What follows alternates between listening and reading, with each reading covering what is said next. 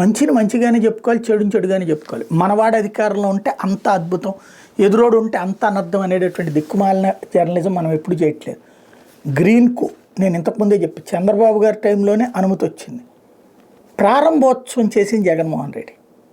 అంటే పారిశ్రామికవేత్తలను వేధిస్తున్నాడు, పారిపోయేలా చేస్తాడు, ఇదంతా సొల్లే. ఎవడి కబుర్లు వాడు చెప్పుకోవడం, అంతకు మించి ఏముండదు. కొంతమందిని వేధించడం వాళ్ళు చేశారు, వీళ్ళు చేశారు. ఇప్పుడు అరవిందోని వాళ్ళని వీళ్ళు వేధించట్లేదా? జిందాల్ని, ఇది జిందాల్ ఎందుకని జిందాల్ పేరు రావట్లేదు ఇప్పుడు కడప జిల్లాలో? అతను వేధించారు కాబట్టి అతను పక్క తప్పుకున్నాడు. అదానీలు అంబానీలకు సంబంధించి మాటలు వింటున్నాం, ప్రాక్టికల్గా ఎప్పుడు అమల్లోకి వస్తుందో తెలియదు. సమస్య ఎక్కడిదక్కడ నడుస్తుంది. అయితే ఇక్కడ గ్రీన్ కోకి సంబంధించి మొన్ననే పవన్ కళ్యాణ్ వెళ్ళి, ఒకప్పుడు పవన్ కళ్యాణ్ విమర్శించారు గ్రీన్ కో మీద, ఇప్పుడు అటవీ భూముల కబ్జాలు అయ్యని. ఇప్పుడు ఆయనే వెళ్ళొచ్చి 1,50,000 కోట్ల రూపాయలు పెట్టుబడులు పెట్టారు కాబట్టి ఆలోచించవచ్చు అంటే పని జరిగిపోయింది అక్కడ.